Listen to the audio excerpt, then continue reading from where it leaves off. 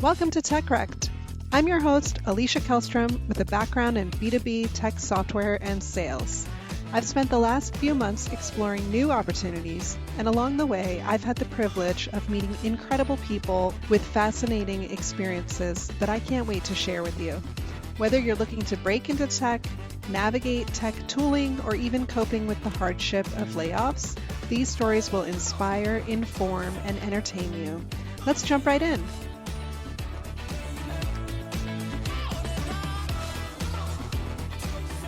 Hi, everyone. Welcome back to TechRect. Today, we are chatting with Susana Cabrera. Susana and I met through another one of our guests on the podcast, Christine Sanabria, and we had a wonderful pre-call about 2 months ago, and now we are here for our real conversation. Thank you so much for joining us today, and welcome. Well, it's a pleasure to be here with you, Alicia, and thank you so much for having me and the invite. I'm excited to chat with the audience, with you, I should say. Yes, absolutely. Thank you so much. So, we had a really cool pre-call. I think I just wanted to keep talking to you forever. I think we went overtime and I just really enjoyed our conversation. So, I'm excited and hopeful that we can recreate that magic here today. But to start out, I always kind of ask my guests to give us a layout or an orientation to where you are in the world of work. What's your professional background? What are you doing now? But just so that the audience can understand what area of the world of work you are in.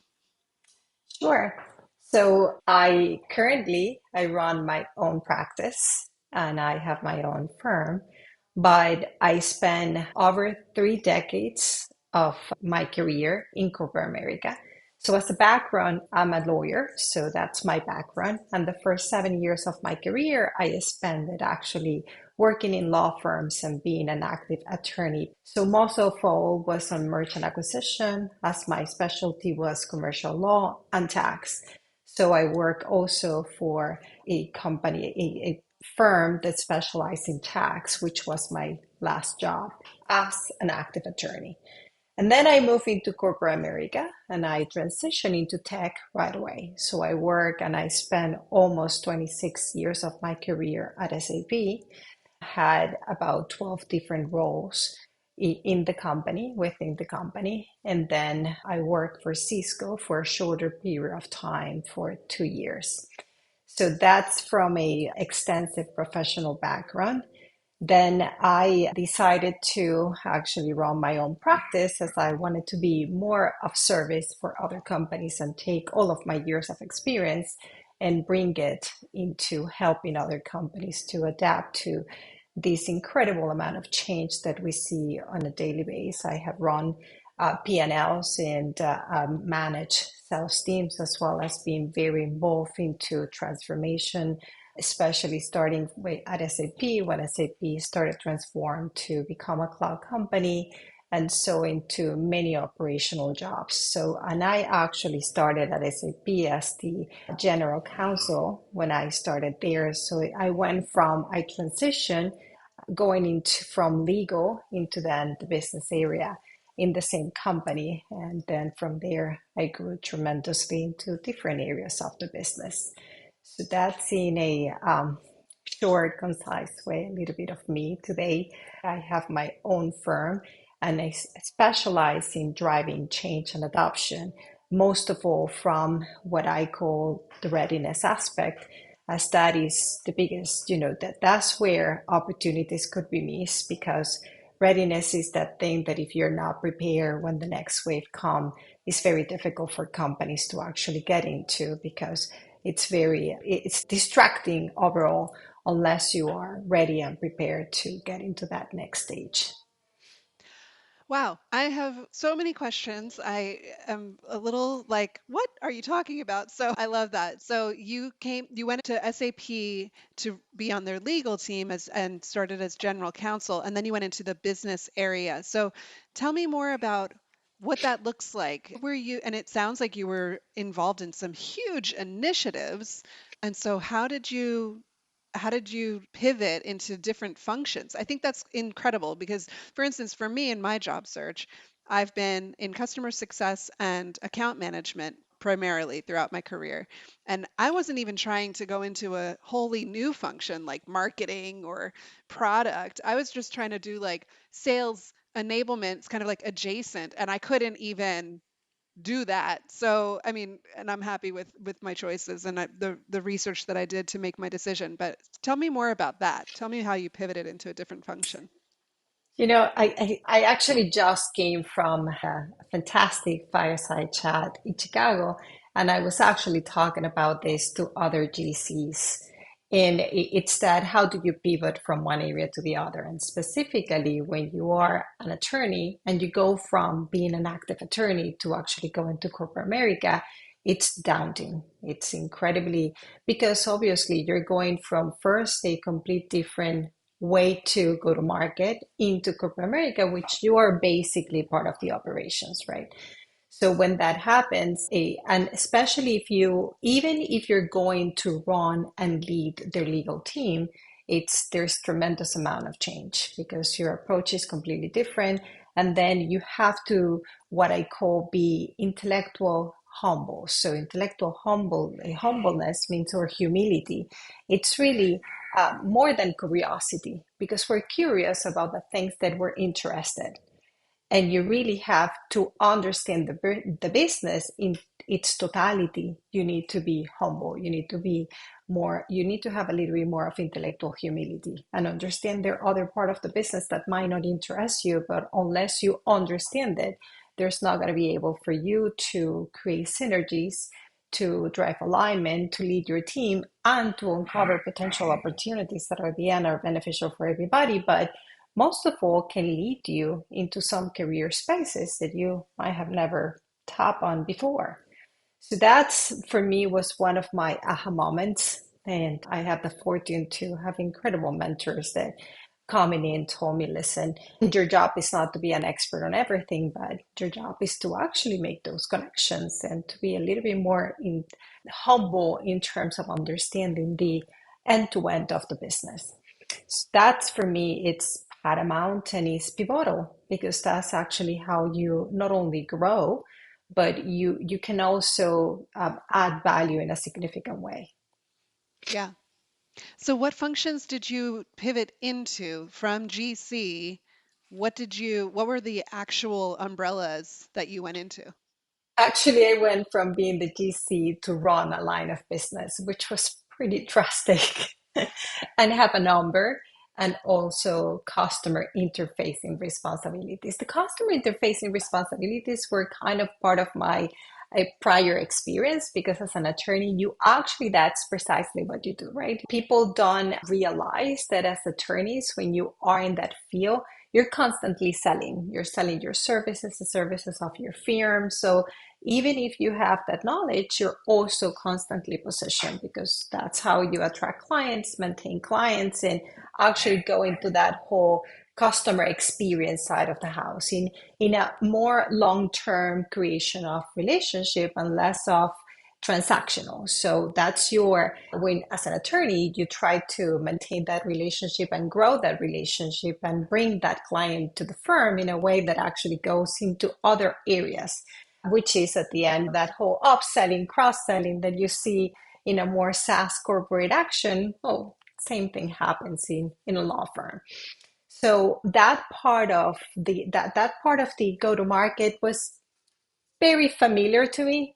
But then obviously you now have people that they're not, it's not necessarily the expertise on the field, but their action in terms of go and selling and positioning services. So I ran from an enablement standpoint for SAP in Latin America.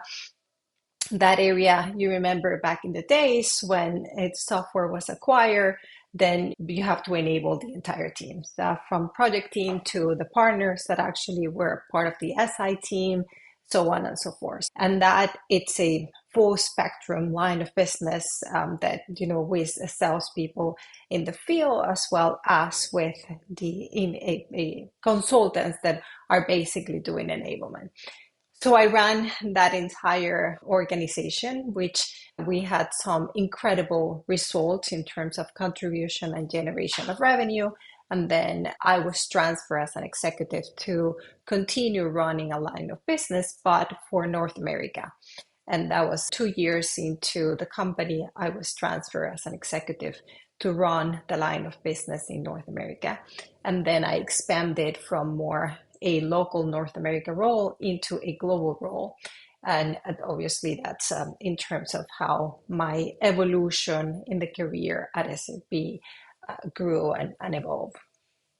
Oh my gosh. You know, you're just reminding me of how complicated these large organizations can get because I'm trying to translate for like the entry level BDR that has no idea Mm. what you're talking about. And I'm just trying to be like, okay, so what Susanna is saying. It's a little bit different. So within, and you're absolutely right, right? In terms, Alicia, of corporate, a large enterprise, it's a lot more complex because you have a suite of services and products that are extend. And to your point, you could have part of those products could be some that are the result of merchant acquisitions, or they're just part of your portfolio.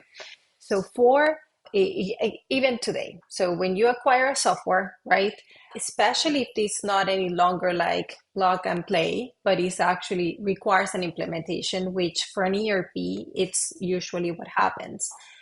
That implementation, when you go into the client, you need enablement for the group that is inside the company Got it. Got it. as a project group, and then those that are coming from outside to implement, meaning the service implementers that you have internally, professional services within the organization that actually sells the software. And then you have SIs or partners that specialize in system implementation.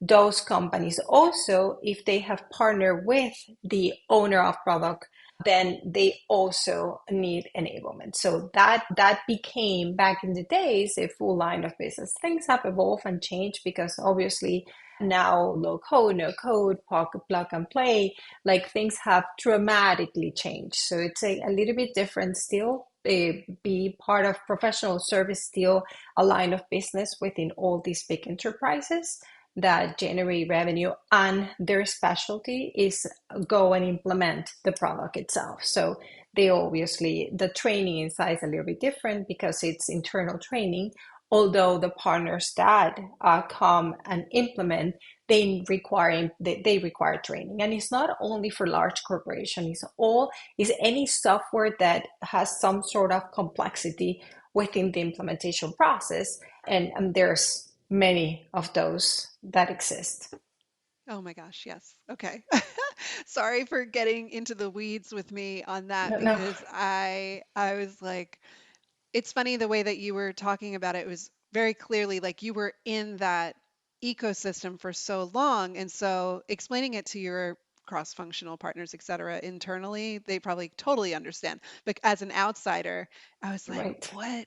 what, what is it exactly? But now I get the picture. So thank you for that. And No, sorry and for that's a great reminder. That's a great reminder because we very much so forget that when you're explaining this in outside of the realm of those that are not anymore, or they have not been part of that complex world, but more in the plug and play type of SaaS, then obviously it's not as familiar.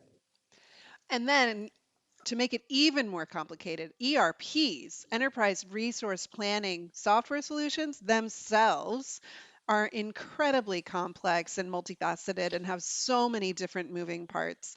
And then when you say, it's so funny, when you say the plug and play solutions are low code, no code, seemingly very easy for integration, but then there's the enormous task of data mapping on the back end, right? So, like all of those inputs that need to make sense in your existing ecosystem. So, yeah, super complex world of tech that you have been in. Wow. Did you imagine that when you were first an attorney, like, or I did first not. doing law? I did not. I did not imagine at all. Actually, when I decided to make the leap of faith, I said to myself, why am I doing this to myself? They approached me, and actually, who brought me in SAP was my client. And Oh, the person that became the CFO was actually one of the partners at the firm that I was working, and he was the one saying, "Hey, why don't you come along?" And I was like, I don't know. This doesn't sound like the right move, but honestly, it was the best move I could have ever done. It took me absolutely out of my comfort zone. It challenged me in ways that I would have never imagined. I had to relearn so many things, unlearn so many others, especially from a mindset standpoint, so that I kept really that open mindset in terms of, okay, so adaptability and constantly active learning. So do because what comes to you and the pace of change now is tremendous and is just undescribable. But even back then, because technology was already going through lots of changes, you have to adapt, especially if you come from a field like that's your area of expertise. Exactly, yes, you have to stay updated. There's changes on law and regulations, but technology is a complete different thing on its own.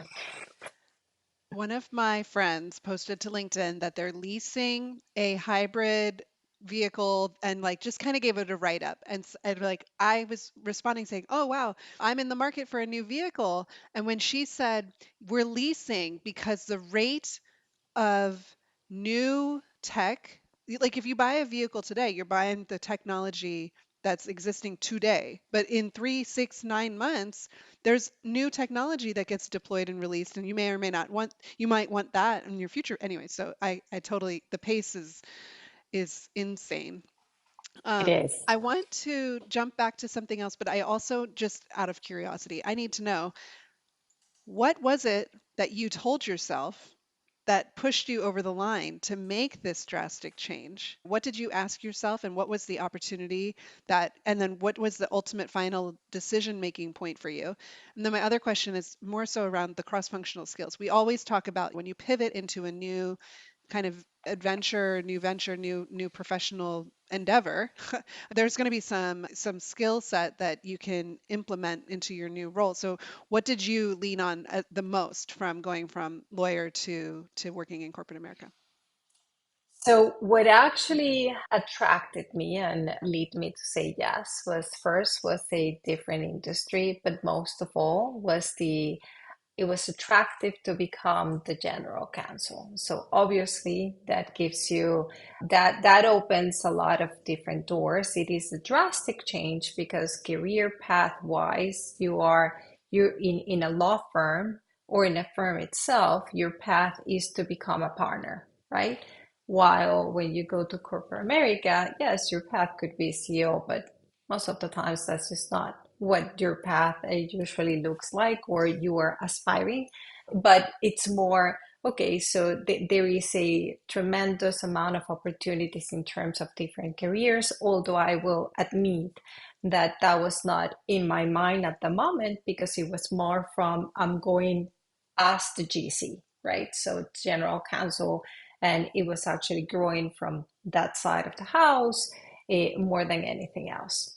So that was kind of my decision making, and that looked very attractive to me, and obviously gives you different hierarchy status and access, and obviously you have a seat at the table because you're very much part of the C-suite and you are involved in a lot of decision making, and you are that person that also makes the connections and ensures that there's compliance and the regulations are according they're being, so those aspects are in nature attached to you as an attorney, as a lawyer, or somebody that loves the law.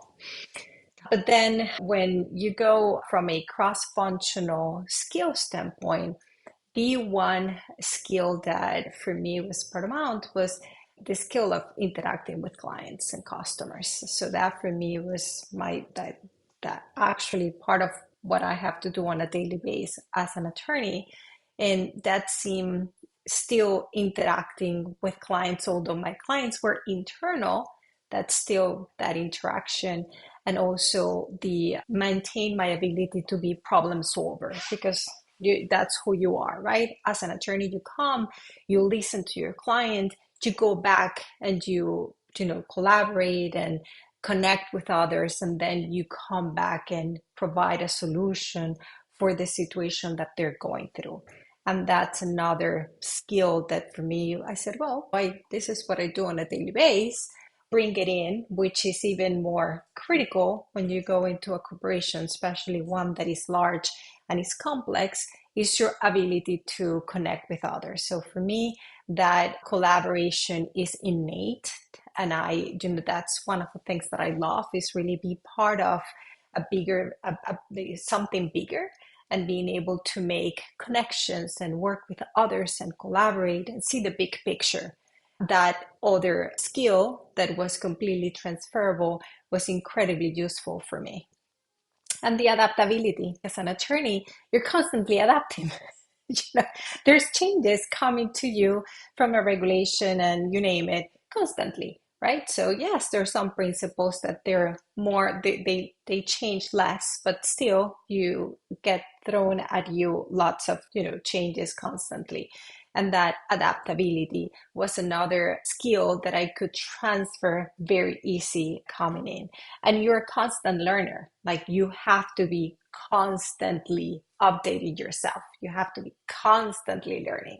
So that was another skill that I said, well, I have no fear into constantly being adapting and learning. So I guess I can learn anything else that is thrown my way. When you go in, you face other type of challenges, but if you have openness towards that, I think that the journey is a lot easier, and any rock or roadblocks that you find your way around them because you're able to surpass them. You can navigate those waters because you have that as part of your skill sets.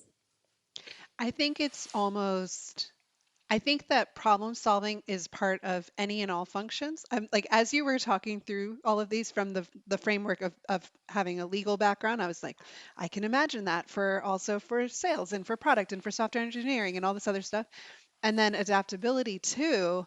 And then it just kind of occurred to me, I'm like, what career doesn't have these core skill sets that you need to have? You need to be growth learner mindset. You need to be a problem solver. You need to be um, adaptable, especially in today's day and age.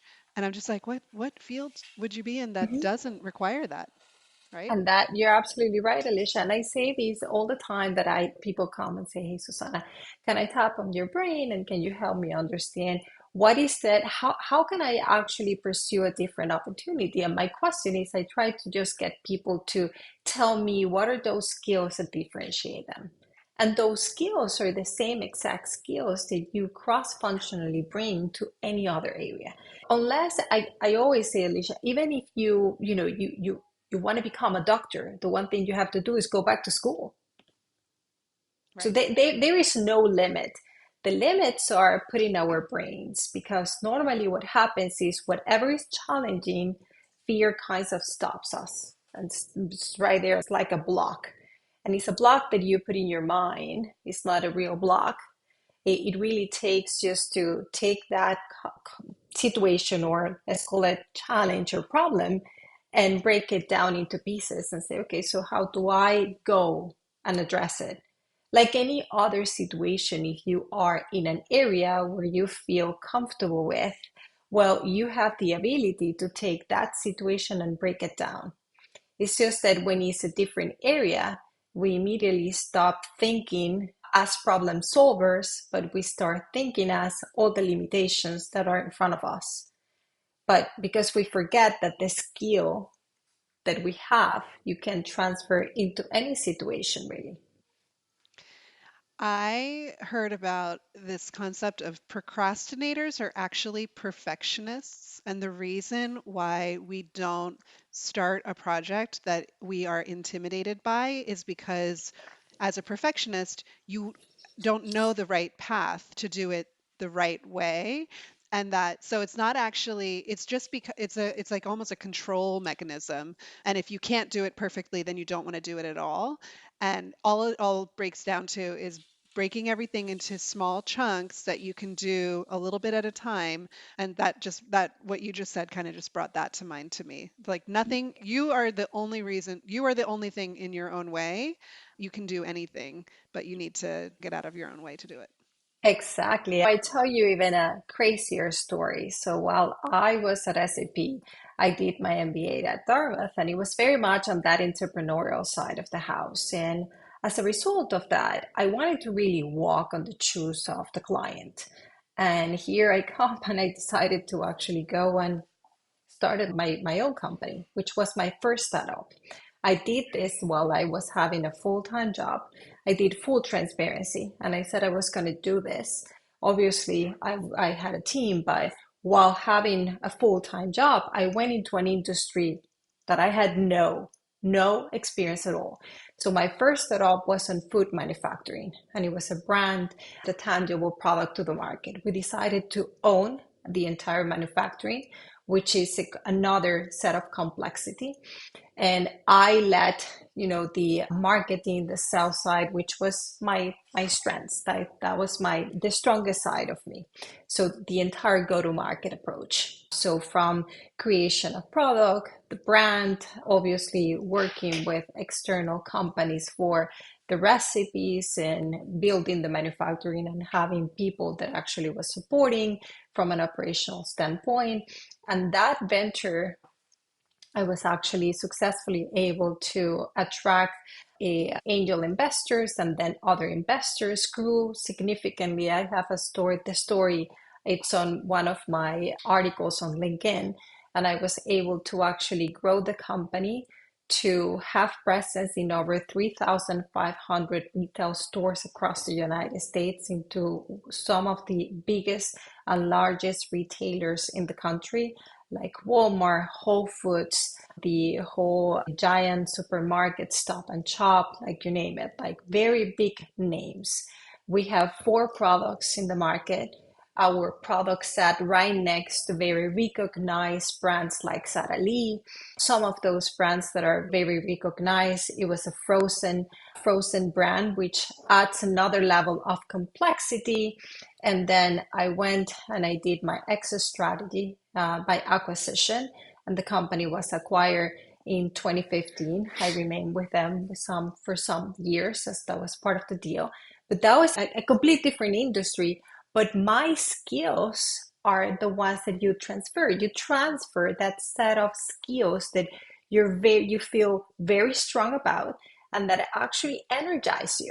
Like sometimes people say, "Oh, your passion." Nah, I say it's more energize you, because in reality, it's what energize you that makes you feel okay. It doesn't matter how big the challenge is. If energize you, you work through the tiredness, the challenge, whatever is in front of you. So in reality, there's nothing you cannot do. It's all about what's your mindset towards what you want to do with what you bring to the table and how far you want to get. Okay, we don't have enough time for us to have the whole conversation, but we're going to have a part two and a part three, because I still have a million more questions to ask you. How did you find the time to build a business while you had a full-time job? And what was driving you? I have an entrepreneurial spirit. So what was the drive? What was the drive behind it? And the not passion, but tell me more about this endeavor. The drive behind was more I wanted to leave a legacy. So I have two daughters, and they're now grown up, 30 and 24. But at the time, I think that for me it was really important for them to see me as the figure of a female executive entrepreneur, that I could leave them a legacy more than the legacy from the financial and economic side of having a business, was more the legacy of what is that resilience looks like, what really means going after the things that you see yourself doing.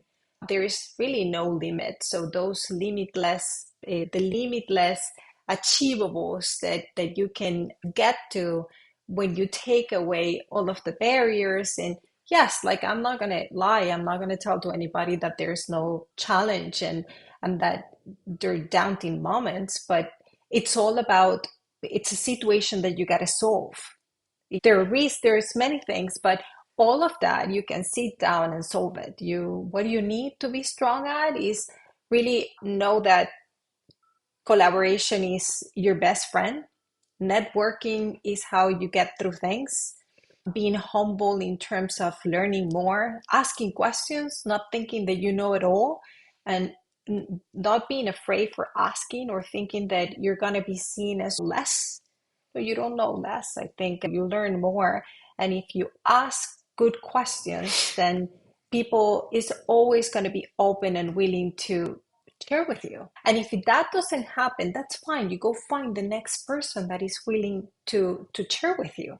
You don't need to get mad at that individual because that person at the moment might have not been in the right state of mind to share XYZ, but you have to continue instead of just stopping right on your tracks. Like I had many opportunities as an entrepreneur while building Delicious Bite where I hit so many roadblocks. Even I had that sell motion, and when going into these retailers, these buyers have very critical KPIs that they have to go with, and you need to be the best negotiator ever. So they, but the type of negotiator, not that is playing hardball, but the type of negotiator that can get through people. And if there's one skill that I tell people that is very critical to work on, is how do you get through people?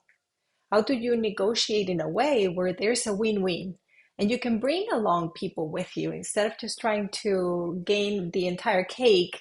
Well, no, there's enough cake for everybody to go around, and you actually make it bigger. You can grow the opportunity exponentially if you find those connections, if you find those synergies. And that's some of the things that I believe are incredibly critical for us to think outside of the box and have a mindset that is, to your point, a growth mindset. I think about, first of all, I've got two small children, and I think about how much time in the day there is for me to work and take care of them. And oh man, congratulations. That's amazing that you were able to build a business, learn the ins and outs of not only manufacturing, but frozen goods, and then had been very super clear on like this is my exit strategy, this is when I my time horizon, and now you have built up a new business.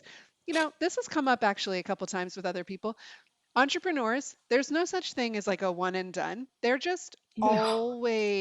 They're always they got to find that next. There must be some sort of like a rush or a high to that success of where you build something, you convert leads into buyers, into income for yourself.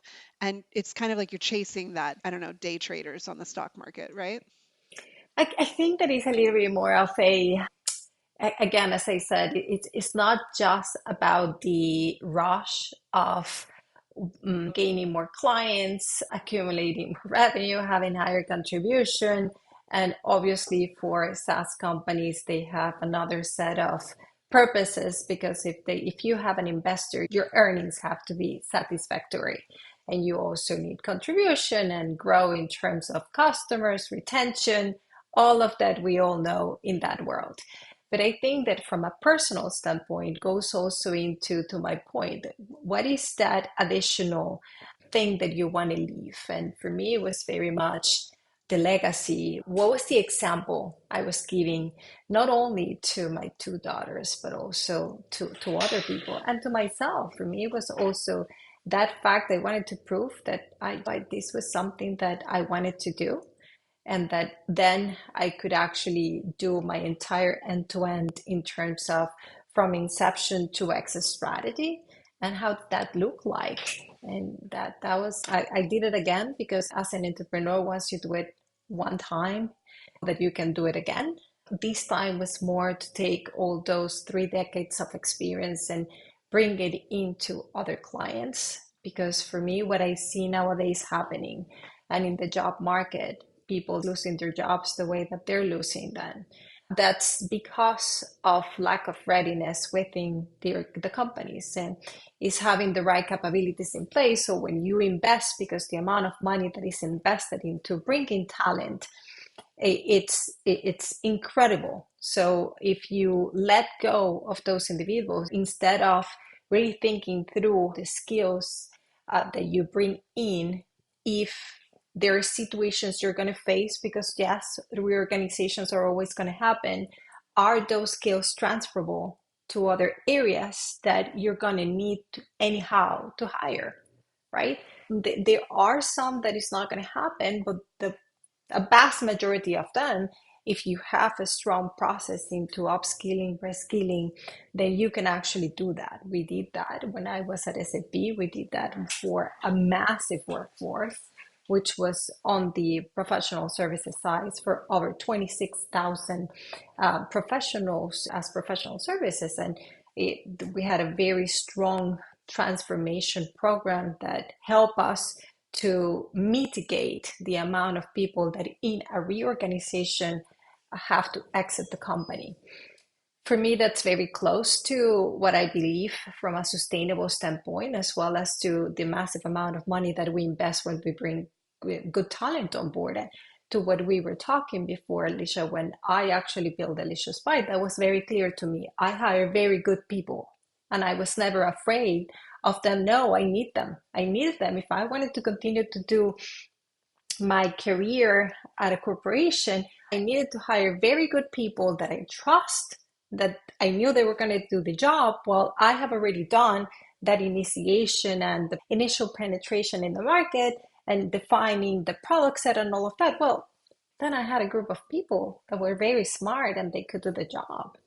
So I think is that from a leadership standpoint, it's less about you and it's more about you having the right strategy in place and then trusting and empowering and giving those that are actually you bring on board to have autonomy to do the job. So those are things that I feel very inclined to help my clients to have clarity on, so that there's less impact in those that suffer through losing their jobs, and there's less impact in the companies because it's a disruption, doesn't matter, and impacts morale, doesn't matter how you see it, it hurts morale tremendously. Oh, yeah. Yeah. Wow, I can't believe probably my fault for digging in so much on the earlier side of the podcast, but we're down to the last 4 minutes of our time together, and I definitely think that we need to do a part two to dig in more on these things because I'd love to hear more about the readiness strategies from a talent perspective for companies that are going through like the cycles of change now, or it's not a 3 to 5 year time horizon. It's like a 3 to 6 month thing now. I mean, maybe that's a little aggressive, but I know we only have a few minutes left, and I love to end the episodes with advice for job seekers that are experiencing this current job market. I think everybody's very much aware of how the tech industry is a volatile job market right now, and one of the common themes is the hyper specificity. You can't just say, well, I want to try something new. You kind of have to stay in your lane right now. But what would you say right now is the most critical piece of advice that you would give people looking for work? I think that one of the things that I will advise is looking those soft skills that makes you different, and that those skills have become even more and more important nowadays. Don't think that AI is replacing everything that we call soft skills. To start with communication, yeah, you can write and you can get AI to help you write many things, but when you're having a conversation and you're connecting with a client and you're interacting internally and you're connecting, it's your ability to get through people what actually helps you create bigger opportunities and bringing others along on the way.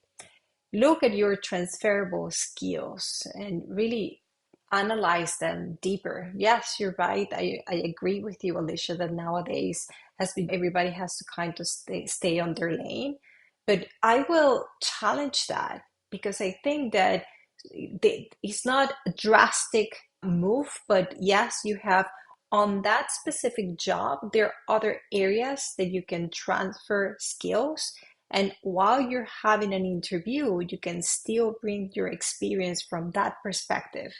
And there is a lot of open mind on that area because a companies now hiring, they need a different type of thinking. They need a different perspective because if they continue to do the same thing the same way, well, there's not going to be much of a change. So I say that look into those and really work on connecting the experience that you had in a specific, for example, industry to bring it in another industry because the same skills, you're moving industries. And I'm not saying that they're not asking for industry expertise, but don't stop your job search or just pinpoint it to that one only industry or area. Explore others while you continue searching here because you could be surprised. And I think that in the process, you also learn a lot and you have the ability to connect and network and get your name out there and learn from others, talk to others. Don't be afraid of reaching through LinkedIn and say, hey, I need to talk to you. I have seen this on your LinkedIn. I'm searching for X. I just want to pick your brain and think a little bit of how does that looks in your field. And additionally to that is look into what community makes sense for you to be part of and Uh, network within that community. Like that's essential because you not only make connections there, but look for communities that offer you opportunities to grow, like strong enablement opportunities, things of that kind, not just to network because like money, it's now something that we have to watch carefully and specifically if you are seeking for a job. So be smart about it. But I think that that's another very important aspect. And so, and stay open to constantly learning. There's other, just dedicate time to read. Be very intentional about it. There's a lot of information. I know that it could be overwhelming, but that is the only way that you get familiarized with other sectors, other markets. You must do that. That is, for me, is a must. You have to be more intentional about material you read, how you familiarize yourself, what sources of information you follow, how up to date you are with what's happening, and so on and so forth, because those are the conversations that are going to differentiate you in an interview process. I 100% agree. And in another episode, I think we said something like, there's a community for that. There's a community for everything. And so tapping into those communities and using those for networking opportunities is huge. So I thank you so much, Susanna, for joining us on the Tech Rect podcast today. I'm excited to get this out into the world. And we will have to do a part two a couple of months out so that we can get more into what you call that readiness for your talent strategy. But thank you so much for being on the show today. Thank you so much for having me. This was fun. That has been today's episode of Tech Rect. If you or someone you know wants to be on the show, please email techrectpodcast@gmail.com and we'll get it scheduled. See you next time.